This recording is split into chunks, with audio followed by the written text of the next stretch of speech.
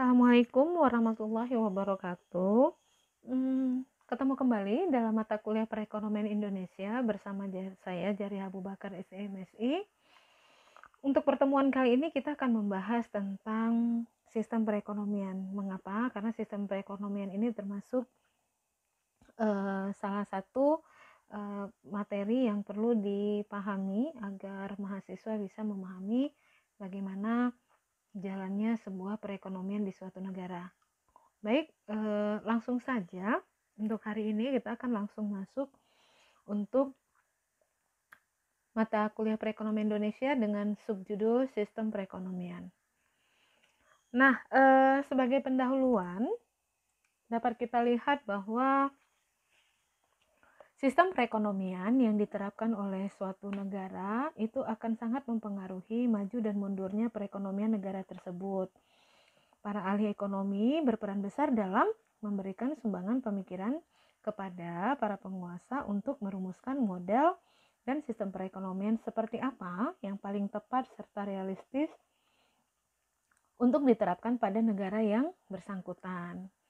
Nah, aplikasi dari model sistem ekonomi tersebut nantinya akan mempengaruhi pembentukan kebijakan, pembentukan undang-undang, budaya, birokrasi, dan berbagai instrumen lainnya yang ikut serta melahirkan keputusan tertulis dan juga keputusan secara lisan gitu ya.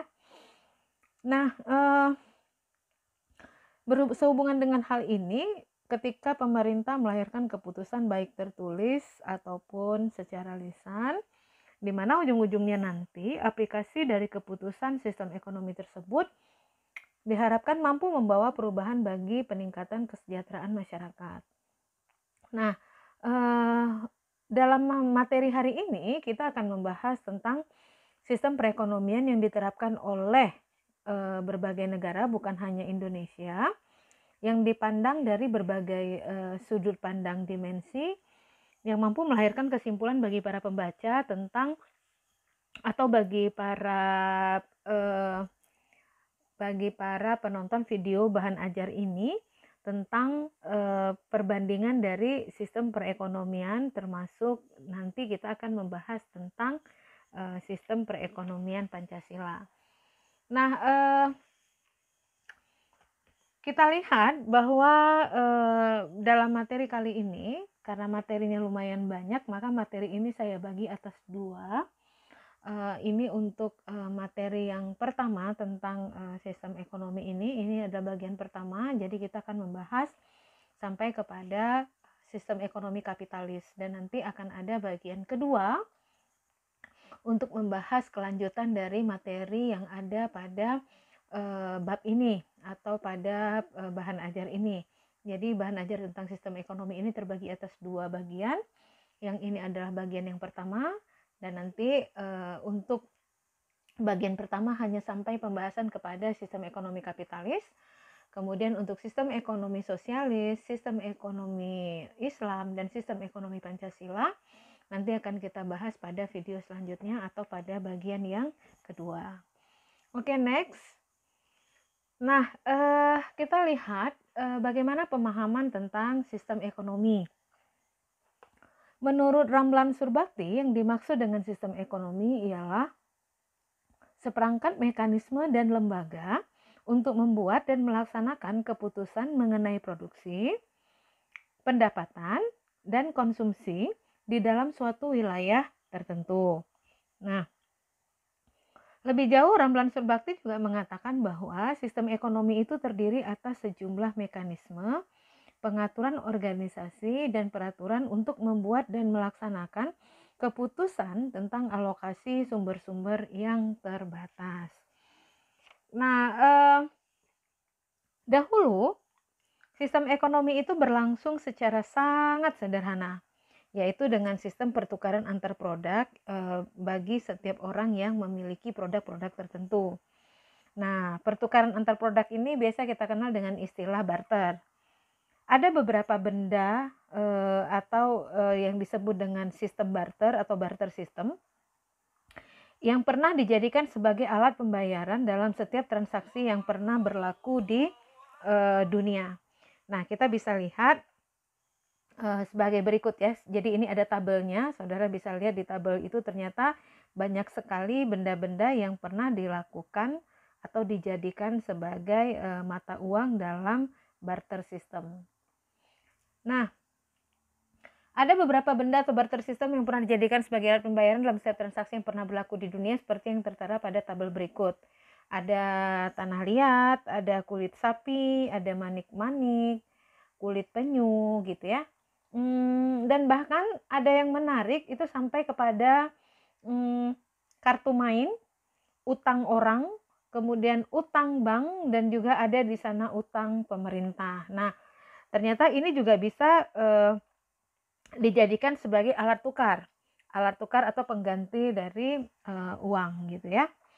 Nah, penggunaan benda-benda seperti ini sifatnya sangat fleksibel dan disesuaikan dengan keadaan masyarakat dan alam di mana mereka itu berada gitu. Jadi tidak semua ini berada di satu tempat gitu. Jadi itu harus disesuaikan dengan kondisi masyarakat dan alam di mana mereka berada.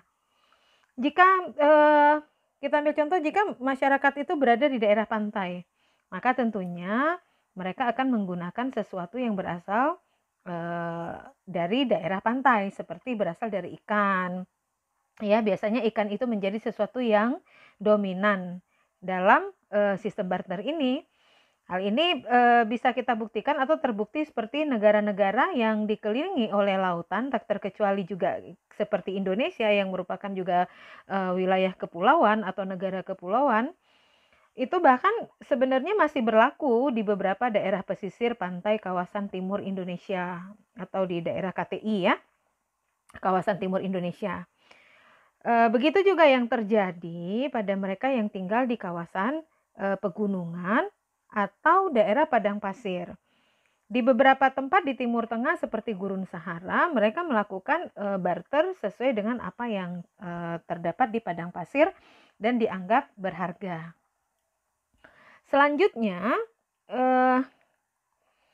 kita bisa lihat bahwa di tabel ini juga kita lihat ada 45 jenis benda yang pernah dan berlaku sebagai uang. Kita lihat mulai dari tanah liat hingga utang pemerintah.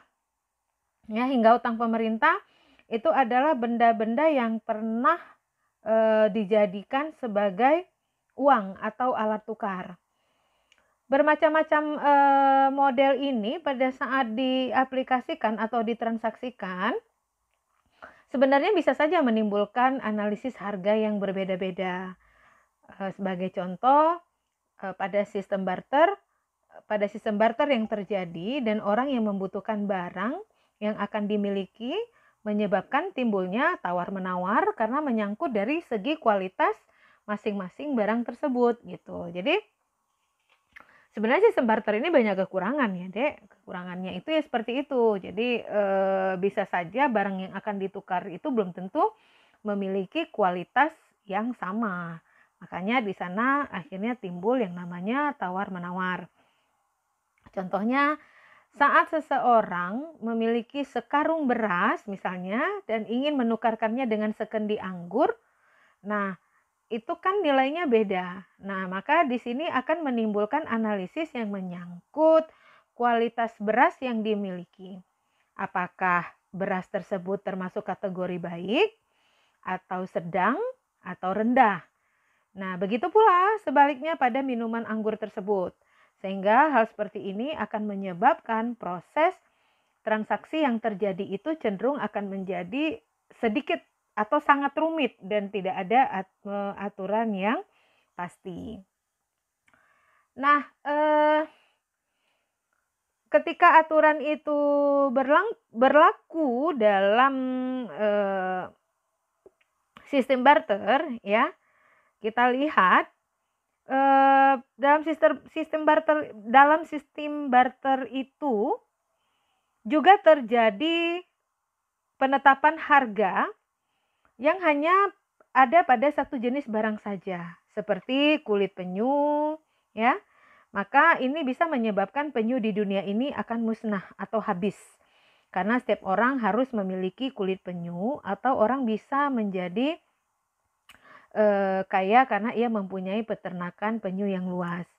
Nah, untuk menghindari efek-efek negatif seperti ini ya, karena sesuatu barang itu dianggap paling berharga, ya, sehingga bisa saja makhluk yang ada di alam bebas ini menjadi punah karena dijadikan sebagai alat tukar, maka akhirnya dipakailah penetapan uang jenis kertas atau fiat money, ya, di mana sebagai bentuk uang utama karena di mana fiat money ini dijadikan sebagai bentuk uang utama karena mencakup angka nominal dalam jumlah kelipatan yang besar dan jenis uang koin sebagai uang pembantu untuk melengkapi dari fiat money itu atau uang kertas. Nah, pemakaian uang ini dilakukan agar terdapat kesamaan nilai dan harga dari barang-barang yang ditukarkan, sehingga barang-barang yang ditukarkan itu satuan harganya tidak lagi dalam bentuk barang dengan barang, tetapi berubah dengan memakai alat lain sebagai alat tukar, itulah yang disebut dengan uang. Nah, makanya pada awal-awalnya penciptaan uang atau pembuatan uang itu dimulai dengan uang kertas atau fiat money. Kemudian berkembang dipakailah jenis uang koin sebagai uang pembantu.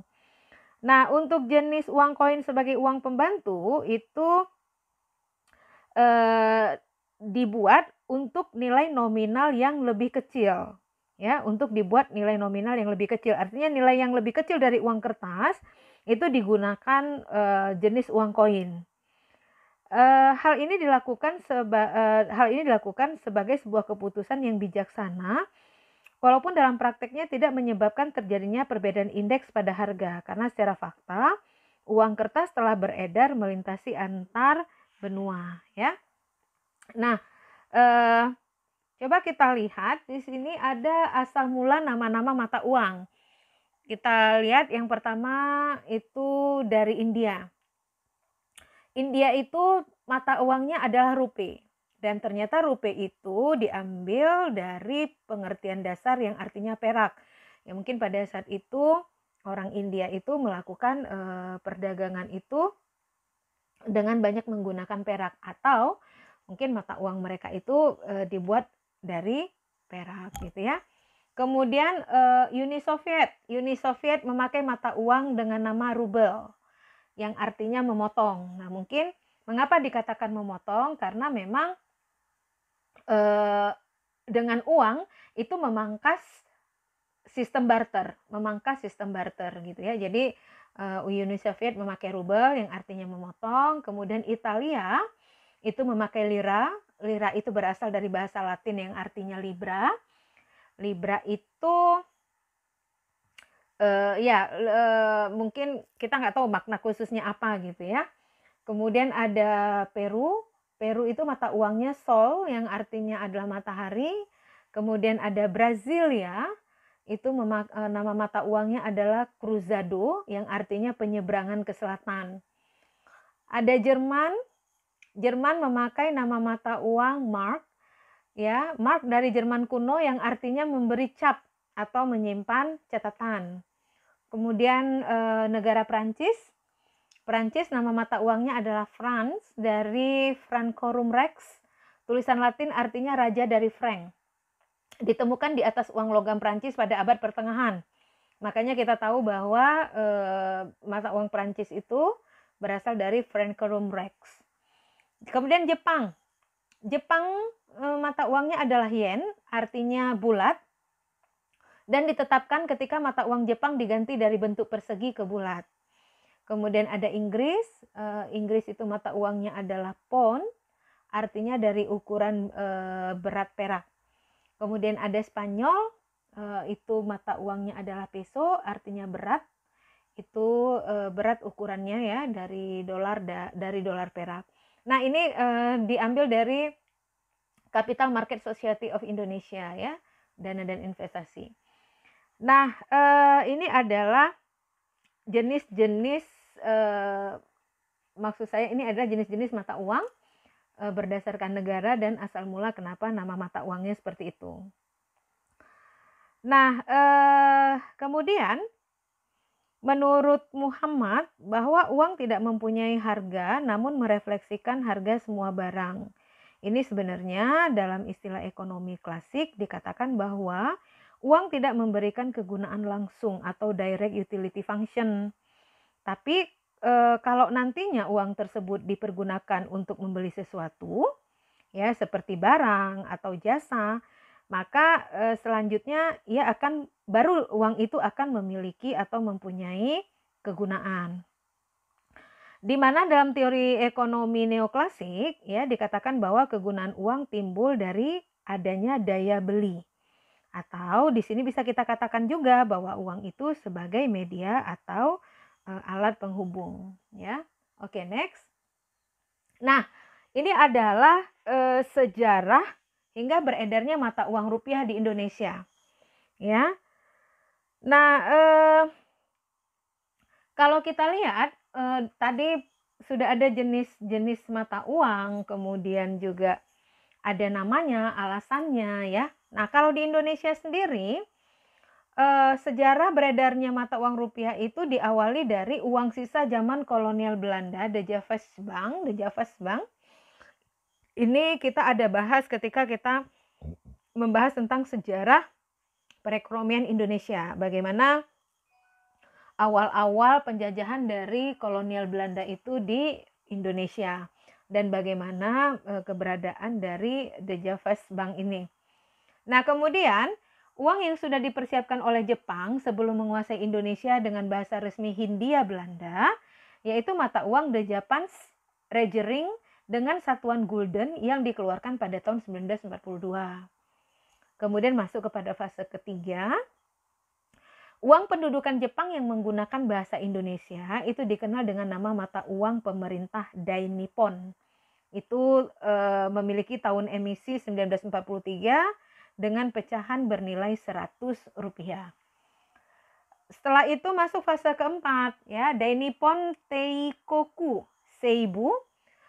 Jadi ada mata uang ada mata uangnya Dai Nippon Teikoku Seibu itu emisi tahun 1943 juga, bergambar wayang orang, yaitu Satria Gatot Kaca dengan pecahan bernilai Rp10 dan bergambar rumah gudang yang berasal dari daerah Minang itu untuk pecahan Rp5 ya. Kemudian fase yang kelima pada tanggal 23 Oktober 1946 barulah beredar pertama sekali uang Indonesia dengan nama Uang Republik Indonesia atau ORI. Ditetapkan dengan Undang-Undang Nomor 17 Tahun 1946 dan dikeluarkan tanggal 1 Oktober 1946. Itu tahun emisinya ya, 1 Oktober 1946 atau diterbitkan pada tanggal 1 Oktober 1946. Nah, ini untuk sejarah beredarnya mata uang rupiah di Indonesia. Nah, terlepas dari semua tentang pembahasan uang ini, satu hal yang harus kita ingat bahwa pada prinsipnya penggunaan benda seperti uang sebagai alat transaksi pembayaran tetap bisa menimbulkan inflasi jika salah satu pihak yang merasa mendominasi memiliki suatu jenis barang yang begitu dibutuhkan oleh masyarakat. Dan dia bisa saja menahan benda tersebut dengan maksud-maksud tertentu yang sudah pasti untuk memberikan keuntungan secara pribadi. Hingga hasil dari tindakannya ini otomatis akan menyebabkan naiknya harga barang tersebut dan menurunkan harga barang yang lain pada saat dikonversikan kembali dengan barang tersebut. Nah, tindakan seperti ini sangat dicela dan diharamkan dalam Islam karena telah melakukan tindakan yang menyengsarakan umat dengan cara menahan kebutuhan tersebut demi keuntungan sesaat. Nah, mengapa saya singgung tentang pandangan Islam? Karena nanti pada part 2 dari materi ini kita akan membahas tentang sistem ekonomi Islam, ya. Nah, selama ini mungkin kita tidak tahu bahwa sebenarnya ada yang namanya pemahaman mekanisme perekonomian berdasarkan pandangan Islam. Karena selama ini rata-rata yang kita tahu sistem ekonomi itu adalah kapitalis, sosialis, campuran, ya kan? Ditambah untuk Indonesia itu ada yang namanya perekonomian Pancasila. Nah, jadi seiring dengan perkembangan waktu, perkembangan zaman, perkembangan informasi, ternyata kita juga sudah mulai membahas atau sudah mulai mendapatkan informasi-informasi tentang mekanisme perekonomian dari sisi pandangan Islam, ya. Oke, baik, selanjutnya ada beberapa hal atau ada beberapa alasan mengapa sistem barter tidak lagi efektif diterapkan di masa sekarang ini, ya. Atau mengapa sistem barter itu tiba-tiba menghilang dari peredaran. Ada beberapa alasan yang dapat kita kemukakan mengapa sistem barter tidak lagi diterapkan, yaitu sebagai berikut. Yang pertama, sistem barter ini mengakibatkan terlalu beratnya membawa barang untuk menukarkannya dengan barang-barang yang lain, ya. Jadi dia itu terlalu berat untuk dibawa. Contohnya, kalau ingin menukarkan 1 ekor kambing dengan 4 karung beras. Nah, itu kan lumayan repot ya, Dek, bukan lumayan, tapi malah sangat-sangat repot untuk dibawa gitu. Jadi itu yang membuat sistem barter itu tidak efektif. Yang kedua, tidak ada kesamaan kualitas. Nah, tidak ada kesamaan kualitas ini yang dimaksudkan adalah tidak bisa kita menjamin barang yang ditukar itu akan sama kualitasnya dengan barang yang diinginkan. Dan membutuhkan waktu yang cukup lama untuk mengecek semuanya dengan teliti. Contohnya, apabila ingin menukarkan 2 karung beras dengan 5 karung alpukat, di mana bisa saja ada beberapa alpukat yang tidak berkualitas dan kita nggak mungkin bisa memeriksa satu persatu alpukat itu karena itu akan membutuhkan waktu yang sangat lama, ya. Nah, jadi itu dia tidak ada jaminan bahwa barang yang ditukar itu memiliki kualitas yang sama dengan barang yang diinginkan gitu ya. Contohnya itu tadi ya, kalau kita menukarkan 2 karung beras dengan 5 karung alpukat. Kemudian yang ketiga itu tidak adanya kepraktisan di dalam sistem barter. Kenapa demikian? Karena pada dasarnya memang lebih praktis mempergunakan uang dan memperhitungkan dan untuk memperhitungkannya pun jauh lebih cepat dan mudah, terutama pada saat ingin dibukukan. Lah, kalau masih pakai barter, bayangin cara pembukuannya itu bagaimana? Apakah di dalam buku kas kita kalau sekarang misalnya utang si A, misalnya nih dalam pembukuan kita utang si A 5 juta rupiah. Lah, kalau masih memakai sistem barter bisa kebayang nggak tulisannya bagaimana? Utang si A 5 ekor kambing. Nah, tapi 5 ekor kambing itu ditukar dengan apa gitu, ya kan? Nah, itu menjadi ribet karena ada 2 faktor di atas tadi juga yang ikut mendukung ketidakpraktisan dalam membuat pembukuan. Kemudian yang keempat, ada keefektifan waktu. Nah, konsep bisnis pada era sekarang ini adalah time is money atau waktu adalah uang, wes. Itu kan udah memang slogannya orang-orang bisnis ya. Nah, jadi publik itu menginginkan keefektifan dalam penggunaan waktu, termasuk pemanfaatan waktu untuk mendapatkan uang dari tabungan, seperti pemakaian ATM, kemudian kredit card, dan pembayaran via internet. Di mana semua ini dilakukan dengan membawa uang cash atau kontan, namun maksudnya tidak membawa ya, maaf saya keceplosan omong, di mana semua ini tidak dilakukan dengan membawa uang cash atau kontan, tetapi cukup melakukan transfer antar nomor rekening ya. Nah, di zaman milenial sekarang malah kita lihat orang-orang tidak lagi membawa uang dalam saku baju, saku celana, atau membawa dompet. Tapi bahkan orang juga sekarang jarang membawa kartu kredit, kartu ATM, dan lain sebagainya. Sehingga meminimalisasi terjadinya kriminal seperti perampokan, penjagalan, dan sebagainya. Nah, di zaman milenial ini malah kalau kita perhatikan orang melakukan transaksi cukup dengan, memakai dompet elektronik, ya. Kalau misalnya kalau misalnya sekarang itu di Indonesia yang lagi booming dan cukup banyak orang tahu itu ada yang namanya OVO. OVO itu kan seperti dompet elektronik ya, Dek. Nah, jadi, kita cukup mengisikan saldo di situ dan ketika kita belanja apakah di minimarket, di supermarket, kita tinggal men-scan OVO, dompet elektronik itu OVO tersebut, dan kemudian terjadi pemindahan transaksi keuangan ya. Atau dengan melakukan mobile banking. Melakukan mobile banking, jadi kita nggak perlu lagi harus ke ATM untuk transferan gitu ya. Cukup buka aplikasinya di HP, kemudian kita bisa langsung membayar untuk transaksi yang kita lakukan.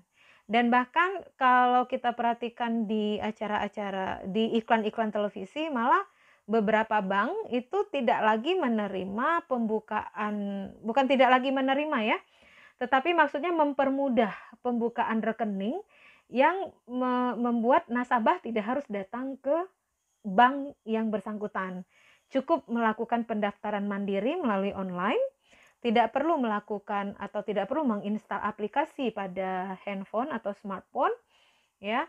Nah, cukup mendaftar kemudian nanti tinggal masuk ke websitenya gitu ya. Kita bisa daftar dan kita bisa punya rekening tanpa harus direpotkan dengan datang ke bank yang bersangkutan.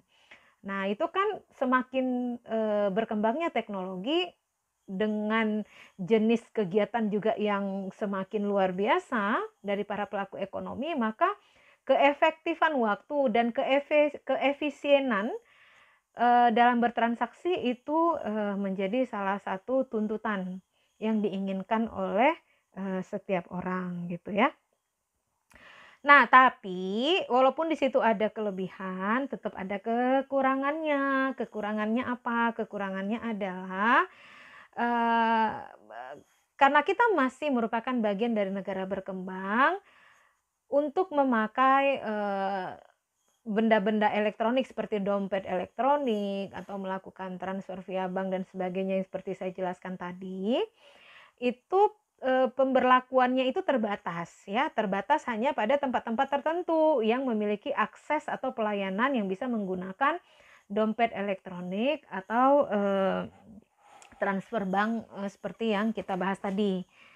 Ada beberapa tempat yang tidak bisa memakai itu, contohnya seperti apa? Pasar tradisional. Nggak mungkin dong ya kita naik labi-labi terus bayarnya, "Sini Bang, transfer aja Bang." Berapa ongkos labi-labinya? Rp3.000 transfer. Wes, ongkos transfer lebih besar ya daripada biaya transfer gitu. Biaya transfer lebih besar daripada uang yang harus kita kirimkan.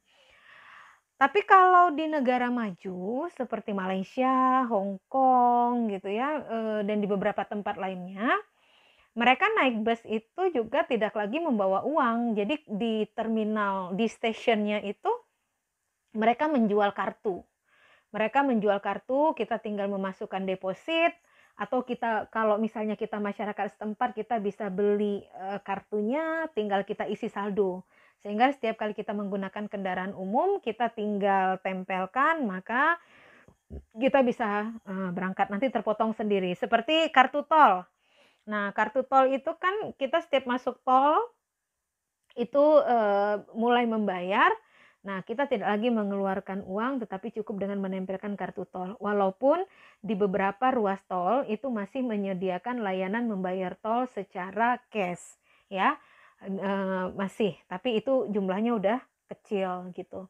Nah, kalau kayak di Jakarta itu sudah mulai ada MRT. Nah, MRT itu juga mereka masuknya dengan membeli tiket, ya, atau membeli kartu pas. Nah, nanti tinggal ditempelkan, saldo Anda berkurang sesuai dengan ongkos yang ditetapkan ketika ingin memakai MRT itu ya. Oke, yang terakhir itu ada mengapa sistem barter tidak lagi efektif diterapkan, karena alasan sistem imbal beli barter. Sistem imbal beli secara barter ini hanya bisa terjadi apabila dilakukan oleh organisasi yang besar dan memiliki perangkat pengawasan atau aturan kesepakatan yang jelas ya, memiliki perangkat pengawasan juga aturan kesepakatan yang jelas. Contohnya imbal beli antara Indonesia dan Afrika Selatan, di mana Indonesia memiliki produksi cengkeh yang berlimpah dan Afrika Selatan itu memiliki produksi kapas yang bagus dan banyak. Nah, sehingga cengkeh dan kapas tersebut saling ditukarkan dengan sistem jual beli barter.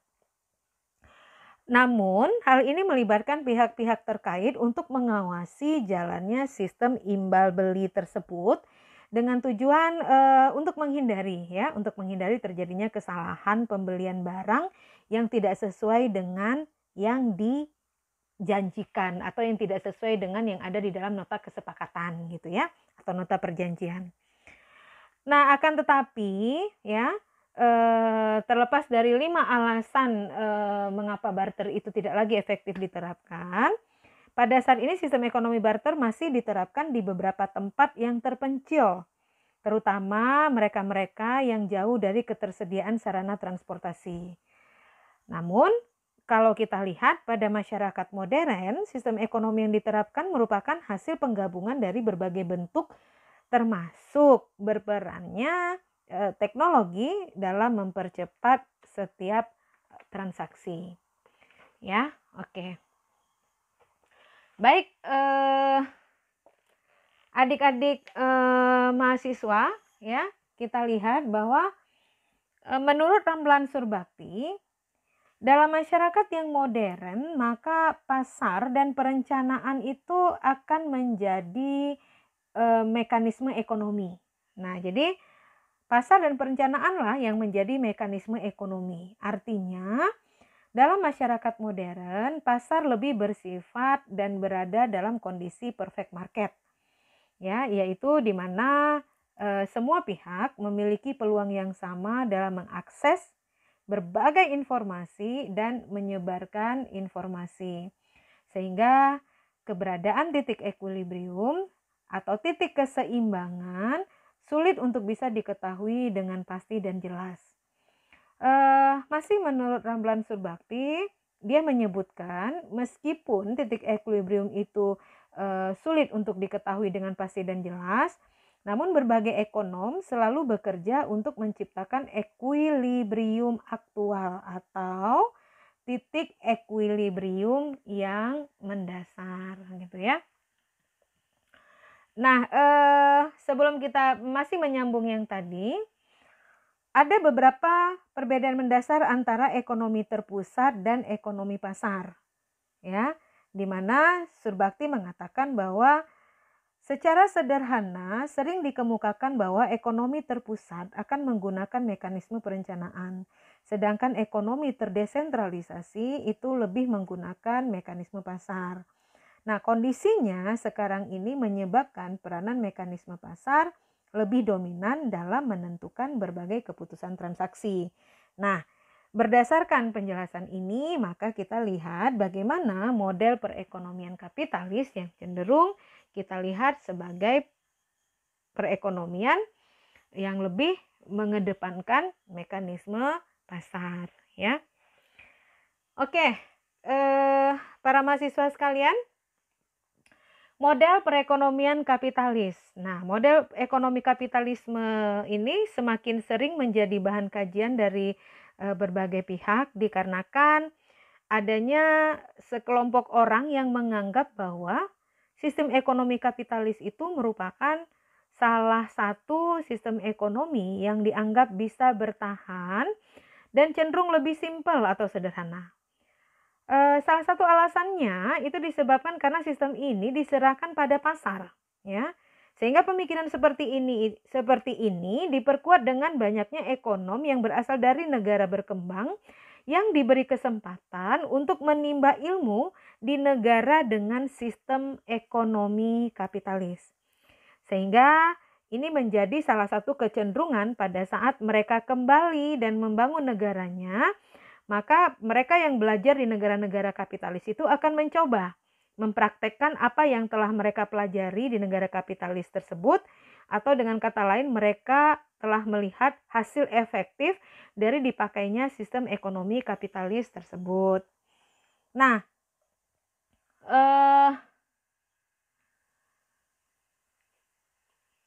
kata kapitalisme sendiri merupakan suatu perkataan yang sering dipakai tetapi jarang diberikan batasan yang tepat dalam mendefinisikannya. Jika diberi pengertian secara sederhana, maka kapitalisme adalah suatu sistem ekonomi di mana kekayaan produktif terutama itu dimiliki secara pribadi dan produksi terutama dilakukan untuk melakukan penjualan, ya. Sebenarnya masih di sini ya, Dek. Oke, jadi kalau kita lihat pengertiannya secara sederhana, maka kapitalisme adalah suatu sistem ekonomi di mana kekayaan produktif terutama dimiliki secara pribadi dan juga produksi terutama dilakukan untuk melakukan penjualan, ya. Nah, kemudian menjelaskan yang tadi, di mana kepemilikan secara pribadi di sini dapat dipahami sebagai suatu cara yang dilakukan oleh seseorang untuk mendapatkan profit atau keuntungan bagi dirinya dengan cara mengelola atau menggunakan kekayaan produktif seefektif atau semaksimal mungkin. Nah, karena seseorang berusaha untuk mengelola atau mempergunakan kekayaan produktif seefektif dan semaksimal mungkin, maka itu dilakukan secara pribadi. Kalau begitu, apa fungsi negara? Nah, di sini disampaikan peranan negara adalah mengawasi jalannya perekonomian dengan berdasarkan peraturan dan ketentuan yang berlaku, di mana semua itu termuat dalam undang-undang yang disahkan atau ditetapkan oleh pemerintah yang berkuasa, sehingga dengan dibuatnya batasan-batasan seperti itu diharapkan para pengelola kekayaan produktif akan lebih menghargai prinsip-prinsip seperti humanisme dan keadilan. Nah, di mana prinsip ini bisa memberikan pengaruh pada tindakan penciptaan kesejahteraan sosial atau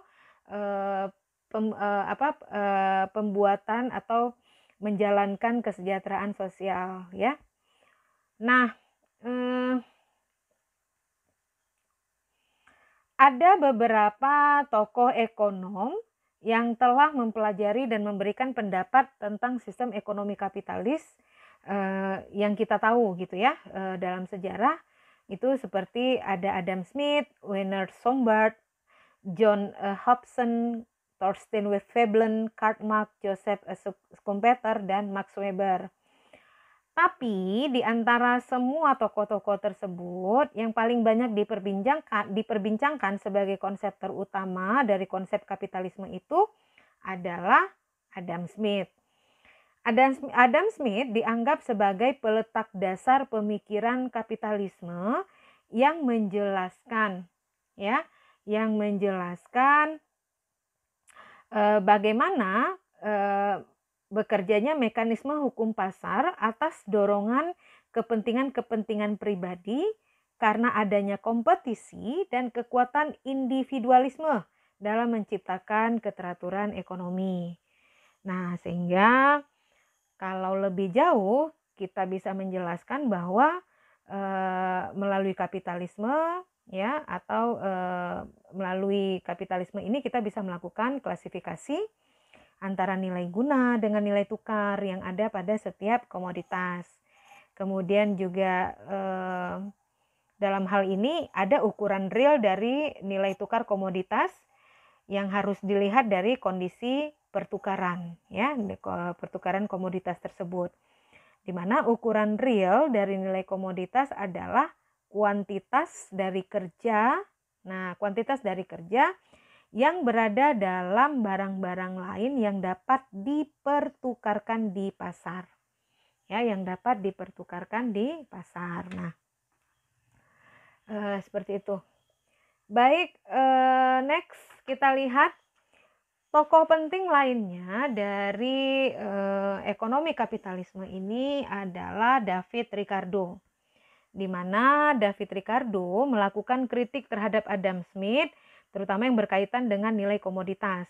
Menurut David Ricardo, nilai komoditas terdapat pada kerja manusia berikut bahan-bahan mentah dan alat-alat kerja.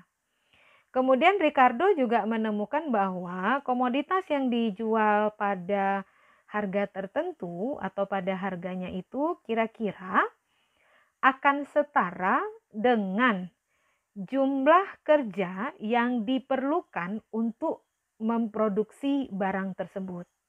Nah, asumsinya adalah satu-satunya nilai tukar itu berawal dari jumlah kerja yang digunakan untuk melakukan kegiatan produksi atau yang digunakan untuk memproduksi barang yang bersangkutan.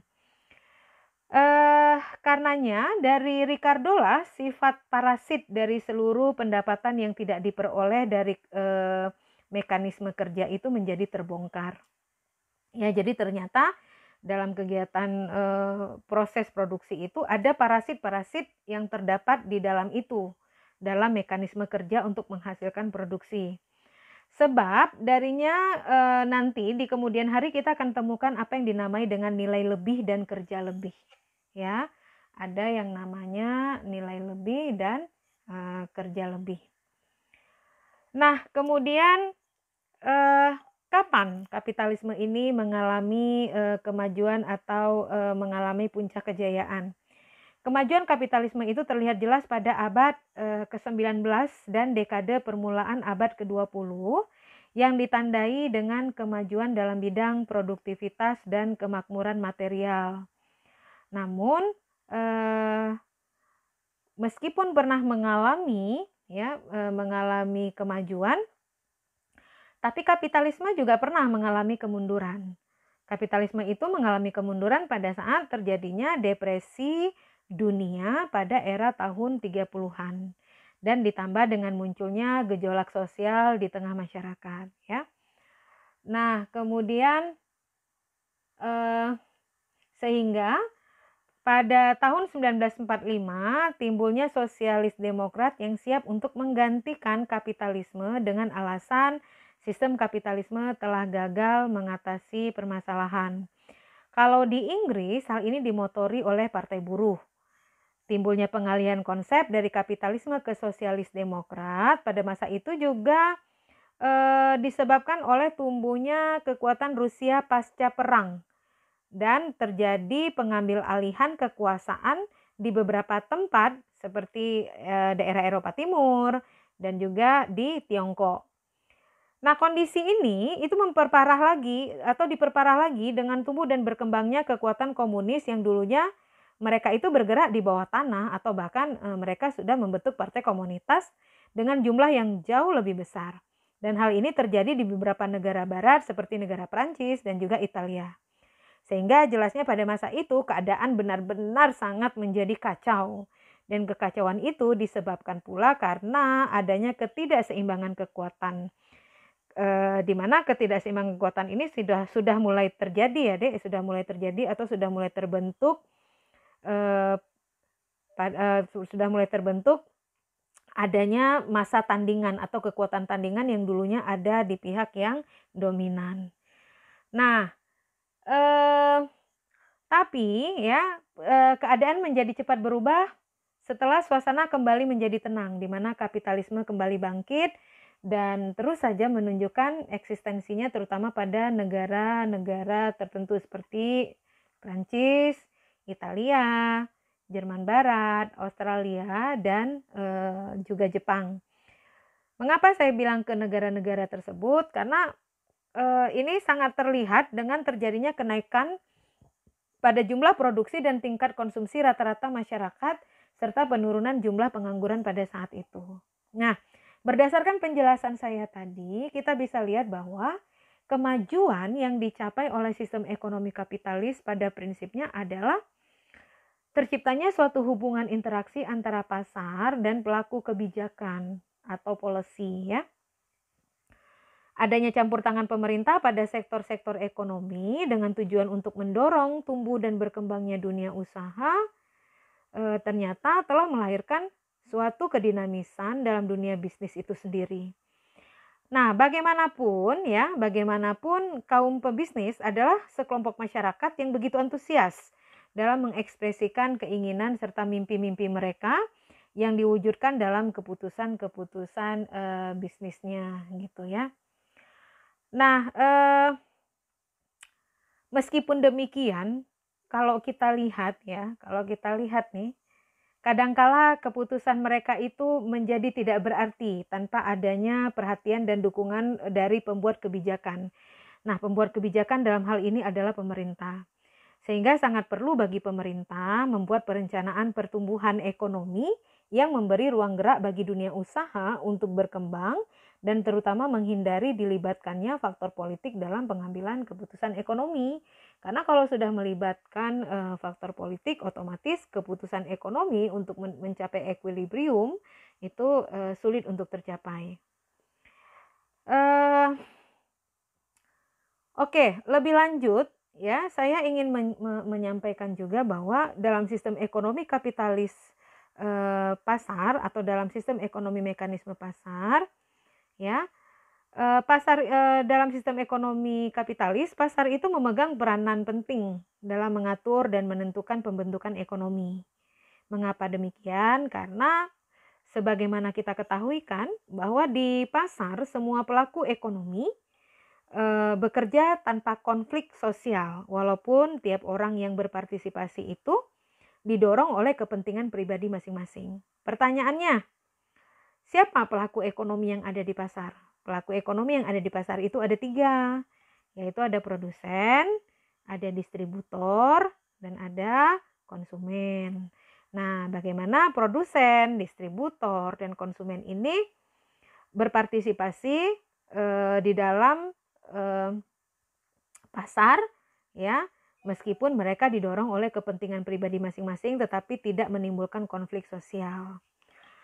Menurut Arthur Seldon dalam Kapitalisme tahun 1991 ada 4 tugas sistem-sistem ekonomi, yaitu yang pertama, sistem ekonomi itu memiliki tugas mengembangkan teknik-teknik untuk menilai sumber-sumber yang langka.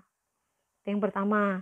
Yang kedua, sistem ekonomi membuat insentif untuk berkonsentrasi pada metode-metode yang paling produktif. Kemudian yang ketiga, sistem ekonomi juga menyediakan alat-alat untuk merakit dan mendistribusikan informasi.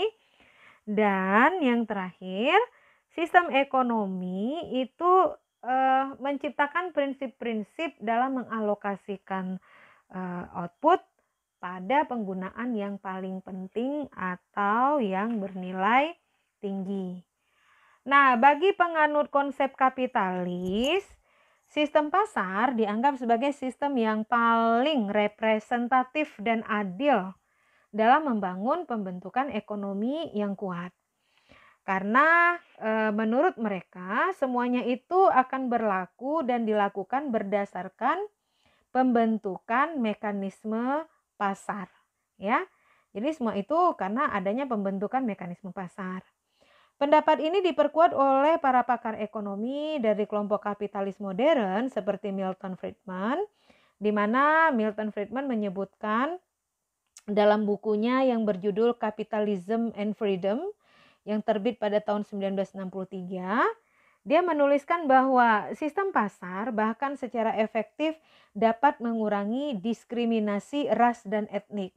Mengapa demikian? Sebab konsumen akan membeli dari siapa saja yang menawarkan barang dengan harga yang lebih rendah dan mutu yang jauh lebih baik.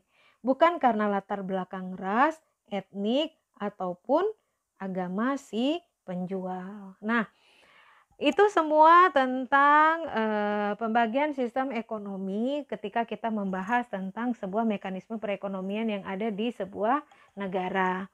Nah, untuk bagian pertama ini kita akan mencukupkan analisa kita atau penjelasan kita pada sistem ekonomi kapitalis. Dan seperti yang saya sampaikan di awal bahwa nanti kita akan masuk kepada bagian yang kedua melanjutkan dari materi hari ini. Kita akan membahas mekanisme atau sistem ekonomi lainnya seperti sistem ekonomi sosialis, kemudian ada sistem ekonomi Islam, dan juga ada sistem ekonomi Pancasila. Baik adik-adik, terima kasih untuk perhatian dan waktunya. Semoga video pembelajaran ini, besar harapan saya, dapat membantu mahasiswa belajar dari rumah meskipun tidak ada tatap muka, tetapi semoga apa yang saya sampaikan dan apa yang saya jelaskan cukup membantu bagi para mahasiswa memahami sub materi pada pertemuan kali ini. Demikian, saya mohon maaf kalau ada kesalahan atau kekhilafan.